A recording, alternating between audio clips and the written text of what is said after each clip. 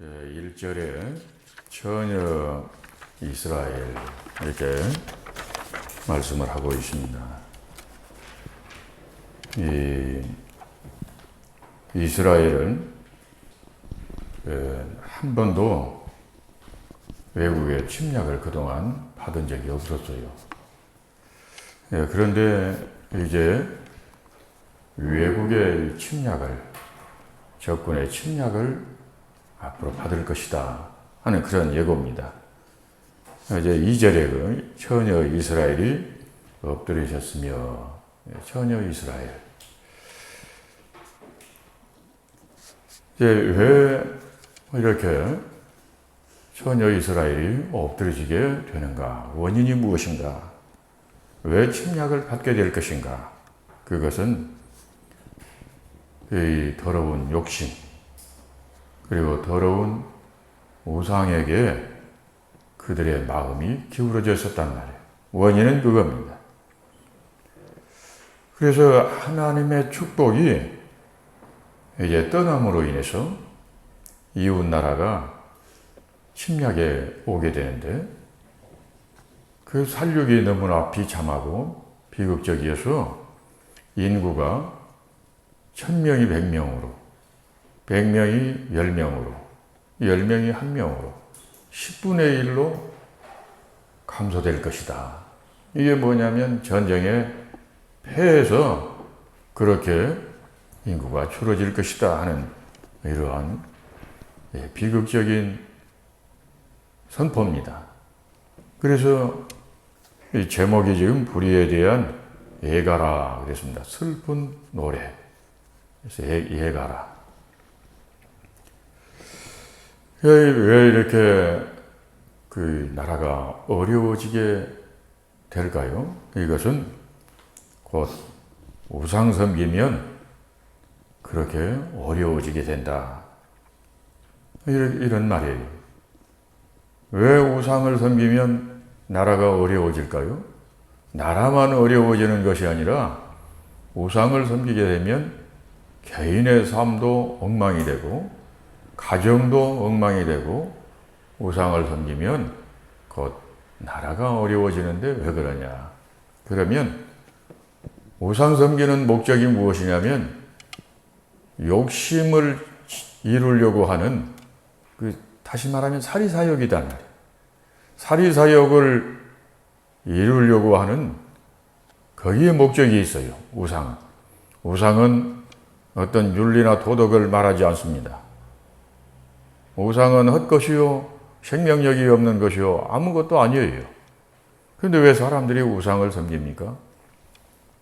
얼마 전에, 며칠 전에 윤 목사님과 월곡동을 이렇게 좀 다니면서 좀 둘러봤어요. 그런데 그 아파트, 가난한 사람들이 사는 아파트인데 오토바이를 세워놓고 그 앞에서 젊은 여자 남자가 뭘 해요. 그래서 그 앞에 또 과일을 갖다 놓고 있어요. 그래서 어디서 마트에서 과일을 사가지고 와가지고 집 안으로 지금 들고 들어가려고 놔두고 있는 모양이다 그랬어요. 오토바이로 싣고 온 줄 알았어요. 그런데 유심히 이렇게 좀 낌새가 이상해서 보니까 외국인들 같아요. 베트남인가 아마 외국인들 같은데 부부가 그 오토바이를 산 것 같아요. 새로. 그 앞에서 고사를 지내고 있는 거예요. 그래서 내가 계속 이렇게 쳐다보고 있으니까 둘이가 좀 어색했던가 봐요. 그래가지고 나를 계속 보더니만 그냥 부랴부랴 치워가지고 어디로 들고 가더라고요. 보니까. 그게 뭐냐. 이게 다 헛된 것이야. 헛된 일이란 말이에요. 헛된 일이에요. 이게. 쓸데없는 일이에요. 그게 뭐냐면 자기들의 그 개인의 어떤 마음의 욕심을 이루고자 하는 그런 데 목적이 있단 말이에요. 그러므로 우상 섬기는 것은 부패할 수밖에 없고 타락할 수밖에 없고, 자기의 욕심을 위해서는 수단과 방법을 가리지 않고 악한 일도 한단 말이에요. 우리는 그러한 일들을 우리의 근대 역사를 통해서 우리는 그러한 것들을 이렇게 생각해 볼 수가 있어요. 그래서 개인도, 가정도, 나라도 우상으로 기울어지면 결국은 망하게 되는데, 그 망하게 되는 것을 하나님의 심판이라고 성경은 말씀을 하고 있습니다. 4절에서 6절에 너희가 나를 찾으면 살리라.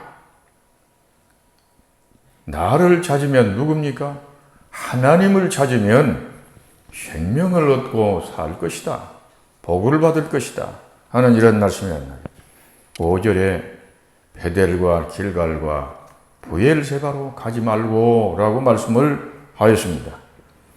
베델과 길갈과 브엘세바는 역사적으로 매우 중요한 그러한 장소입니다.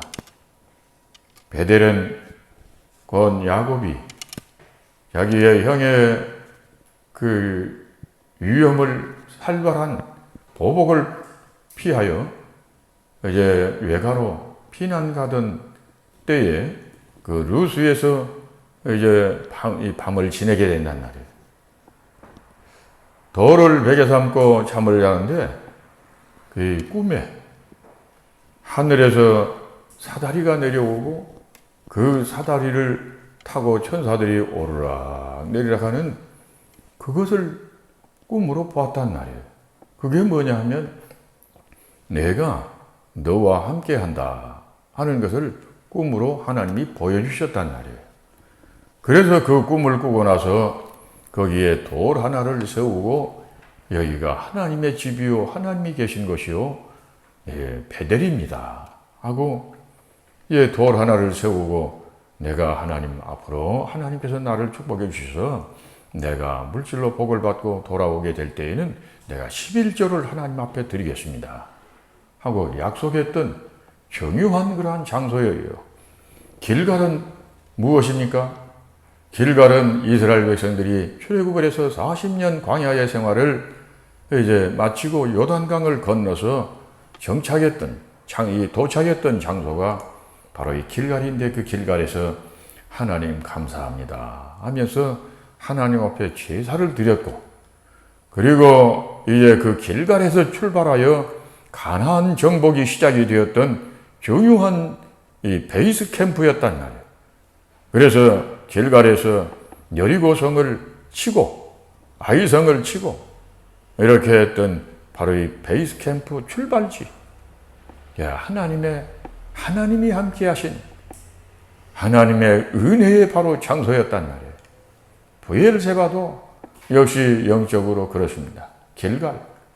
나중에 사무엘이 또 길갈 센터로에서 활동을 하지 않습니까? 그런데 브엘세바도 그러한 영적인 장소로서 바로 이 하나님 중심, 영적인 중심, 믿음의 바로 센터, 이런 역사적으로 중요한 장소를 이 후대의 이스라엘 사람들이 어떻게 했습니까? 우상의 중심지로 만들어버렸단 말이에요. 그런 곳에서 하나님 앞에 제사하는 것 같지만 그 제사는 형식적인 제사요, 유선이었고 거짓된 하나님 앞에 예배요, 제사였습니다. 그래서 하나님께서 다시 말하면 베델로도 가지 말고 길갈로도 가지 말고 브엘세바로도 가지 마라, 이 말씀은 우상 숭배하지 마라 하는 그 말씀이란 말이에요. 우상 숭배하지 마라. 오늘날 우리를 생각해 보면 우리의 마음이 성전에, 하나님의 성전의 센터단 말이에요. 성령이 우리 안에 계십니다. 그런데 자칫하면 우리 안에 우상을 세울 수가 있어요. 하나님의 성전에 우상을 세울 수가 있단 말이에요. 그게 무엇입니까? 이념이고 고집이고 다른 욕심이 들어차면 하나님께서 그걸 기뻐하지 않으신단 말이에요. 오직 예수 그리스도 중심, 오직 성령, 오직 하나님, 성령으로 충만하기를 우리가 힘을 써야 할 줄로 압니다. 하나님의 말씀으로 충만한 믿음이 되어야 합니다. 믿음 충만, 오직 예수 그리스도. 이러한 믿음이 되어야 합니다. 우상을 따라가게 되면 그것은 곧 멸망의 길이요, 우상을 따라가게 되면 그것은 곧 부패하고 타락할 수밖에 없어요. 그래서 동남아 지역 같은 경우 보면은 우상이 심하잖아요. 우상이 심한 나라 치고 잘 사는 나라가 없고, 우상 숭배가 심한 나라 치고 부패하지 않는 나라가 없어요. 우상 숭배가 심한 나라 다 성윤리가 문란하고 부패한 문화고 그렇습니다. 태국을 이렇게 몇 번 가보니까요, 그 태국 그러면 우리가 이렇게 드러나지 않는 아주 성윤리가 문란한 그러한 지역들이 있어요. 트랜스젠더, 이게 지금 사회적으로도 한 민감한 이슈입니다. 그런데 이렇게 보면 굉장히 예쁘게 보이는 사람들이 있어요. 근데 유심히 보면 저거는 남자인데 여장을 했구나. 여자 복장을 하고 다니는, 화장하고. 그런데 원래 동물의 세계는 수컷이 훨씬 아름답습니다. 꿩도 수컷이 훨씬 아름다워요. 칠면조도 수컷이 훨씬 크고 훨씬 아름답습니다. 그 문란한 그 문화의 그 지역의 세계, 이렇게 보면 딱 돋보이는 사람들이 있는데 그게 거의가 다 이 트랜스젠더란 말이에요. 우리가 이런 분별을 해야 합니다. 우상 숭배하지 말아야 합니다. 우리는 철저하게 우상을 배격해야 합니다. 하나님은 그걸 지금 원하고 계신단 말이에요. 우상 숭배하면 하나님이 싫어하시고 질투하시는 하나님. 오직 우리가 주님만 바라보고 갈 때에 하나님이 기뻐하신단 말이에요. 7절의 말씀에 정의를 쑥으로 바꾸고 공의를 버리는 자들아, 하늘의 별들을 창조하시고 낮과 밤을 주관하시는 하나님을 찾아라 라고 말씀을 합니다. 하나님을 찾으면 너희가 살리라. 하나님을 찾으면 복을 받으리라. 9절과 10절의 말씀은 하나님의 말씀으로 책망하는 사람들을 왜 이 사람들이 싫어합니까? 하나님의 말씀을 선포하는 사람들이 누굽니까? 주의 종들이요, 하나님의 사람들이요, 선지자들입니다.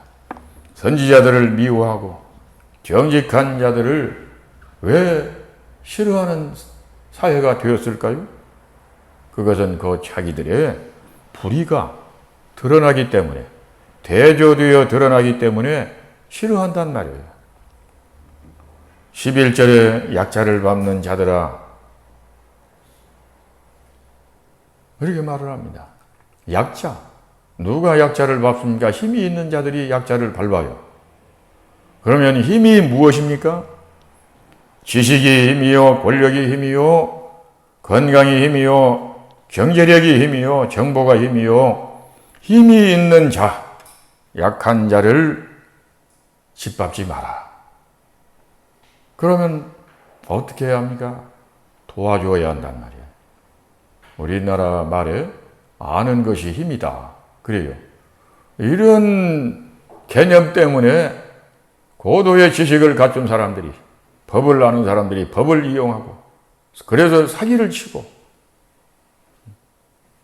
약한 자에게 있는 것을 빼앗고, 이런 일들을 한단 말이에요. 아는 것이 힘이 아니라, 알아서, 또 남주냐 그런 말도 하잖아요. 알아서 봉사하고, 알아서 아는 것으로 지식으로 봉사하고, 그래서 선한 일을 해야 한단 말이에요. 그런데 아는 것이 힘이다. 이런 힘의 논리가 적용이 되면 그런 곳에서는 온갖 불의와 부패가 일어나게 되는 것입니다. 하나님은 힘으로 약한 자를 억압하지 마라. 이걸 말씀하고 있습니다. 그러면서 이제 불의한 부자들, 이 땅에서 천년 만년 살 것처럼 할지라도 하나님께서 그걸 치시면, 심판하시면 다 수포로 돌아가고 가지고 있는 것 다 남의 것이 되어버린다 하는 것을 말씀합니다. 그래서 힘이 있을 때에 선하게 살고 베풀고 도와주고 이렇게 하라라고 말씀을 합니다. 12절에 의인을 학대하는 자들아. 왜 의인을 학대합니까? 불의와 대조되기 때문에. 뇌물을 받고 가난한 자를 억울하게 하면 하나님이 심판을 하십니다.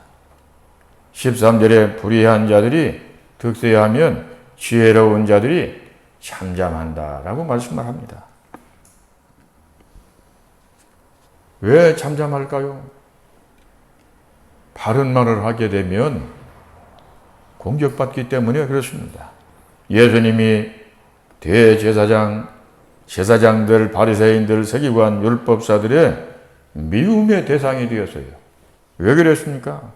바르게 가르치고 의로우시고 그랬기 때문에 자기들의 불의가 부끄러운 것이 드러나게 된단 말이에요. 그러므로 불의한 자들은 지혜로운 자, 의로운 자들을 싫어한단 말이에요. 14절에 살려면 선을 구하고 악을 추구하지 말라라고 말씀을 합니다. 악을 미워하고 선을 사랑하여 정의를 세우라고 말씀하고 있습니다. 그러면 살리라라고 말씀을 합니다. 당시 종교 지도자들, 정치 지도자들 이런 사람들이 다 위선적이고 부패하고 타락했음을 이제 알 수 있습니다. 15절에서 17절의 말씀은 하나님의 심판의 날에 이제 너희가 통곡하리라 그랬습니다. 18절에 이 심판의 날은 어두움의 날이다. 두려움의 날이 될 것이다. 피할 수 없는 날이다. 이렇게 말씀을 하고 있습니다. 18절에서 20절의 말씀은 여호와의 날을 이스라엘 백성들이 자기들의 축복의 날로 아주 기쁨으로 즐거이 잔치할 수 있는 파티를 할 수 있는 축제의 날로 생각을 했지만 여호와의 날은 어두움의 날이요 두려움의 날이요 피할 수 없는 심판의 날임을 성경은 말씀을 하고 있습니다. 그래서 21절에서 23절에 정의와 공의를 버린 화려한 제사, 공의와 정의가 없는 제사와 찬양을 하나님이 받지 않으시겠다라고 말씀을 하십니다. 24절에 오직 정의를 물같이 공의를 마르지 않는 강같이 흐르게 할지어다 라고 말씀을 합니다. 우상숭배로 정의와 공의가 무너지고 불의한 사회가 되어버리면 이제 그 우상숭배한 모든 것들이 거의 고난이요 짐이 되고 사는 것, 삶을 힘들게 만들어버린다 하는 것을 말씀을 합니다. 주변 나라의 온갖 모든 우상들을 이제 다 짊어지고 간다 하는 이 말은, 짊어진다는 말은 짐이 된다고 하는 것이요. 그런 것들이 사람을 힘들게 한다 하는 것이란 말이에요. 그래서 별을 숭배했던 것이나 주변에 여러 가지 그 우상 섬기는 이방인들의 문화 이런 것들을 받아들여서 결국에는 이스라엘이 하나님의 심판을 받게 될 것을 말씀하고 있습니다. 우리는 오늘날 이 시대 속에서 오늘날 이 시대의 타락한 문화, 타락한 가치관, 이방이 하나님을 모르는 사람들이 살아가는 삶의 그 방식 이런 것들을 우리는 조심을 해야 합니다. 우리가 살아가야 할 방법은 하나님의 말씀대로 순종하며 하나님을 기쁘시게 하는 삶이요 이 길이 곧 생명의 길이요 이 길이 곧 복된 길이요 이 길이 우리에게 복이 되는 그러한 것임을 우리는 기억을 해야 되겠습니다. 우상숭배하면 부패하고 불의하고 악을 행하게 되고 그러므로 인하여 결국에는 망하게 된다 하는 것을 말씀하고 있습니다. 정직하게 행하고 소외된 이웃, 약자를 배려하고 존중하고 그리고 진실한 그리스도인으로 살기를 우리를 힘을 쓰고 하나님을 찾고 힘써 여호와를 알고 우리가 살아가는 그리스도인이 되어야 되겠습니다. 형식적인 그리스도인, 형식적인 예배, 형식적인 종교인이 되지 않고 진실한 그리스도인이 되기를 우리는 힘을 써야 할 줄로 압니다. 그리고 선을 추구하고 악을 미워하는 세상의 타락한 문화와 불의와 타협하지 않고 신실하게 살아가는 길이 생명의 길임을 우리는 기억을 해야 되겠습니다. 기도하는데 하나님께서 그러시는 것 같아요. 그리스도인의 윤리, 곧 로마서 12장 1절 너희의 몸을 하나님이 기뻐하시는 거룩한 제물로 드리라. 이는 너희가 드릴 영적 예배니라 라고 말씀을 하였습니다. 우리가 하루하루 삶 속에서 우리의 몸을 하나님이 기뻐하시는 산 제물, 그리스도인으로서 그리스도인답게 그리스도인의 윤리를 지키면서 하나님의 말씀에 순종하며 살아갈 때 하나님께는 영광이요 주변 사람들에게 그리스도의 향기를 바라는 삶이 이루어질 것입니다. 기도하겠습니다.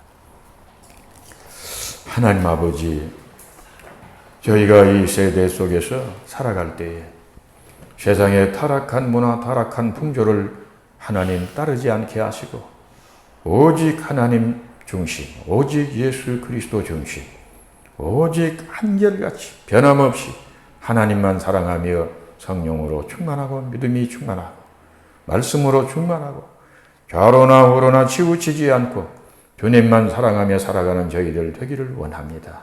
주님, 저희들 우상숭배하지 않게 하옵시고 타락한 세상의 문화와 가치관을 추구하지 않게 하시고 그런 것에 미혹받지 않기를 원합니다. 하나님 아버지, 이 시간도 주님 앞에 귀한 예물을 준비하여 주님께 드리는 손길들이 있습니다. 우리 주 여호와 하나님 아버지께서 기쁘게 받으시고 또한 축복해 주시기를 원하오되 가정 위에 복을 주시고 산업 위에 복을 주시고 마음속에 경영하고 계획하는 모든 것 형통의 복을 주시기를 원합니다. 산업 위에 복을 주시옵소서. 하나님께 영광을 돌리게 하옵소서. 주님 함께 하시기를 원합니다. 예수님 이름으로 기도드립니다. 아멘.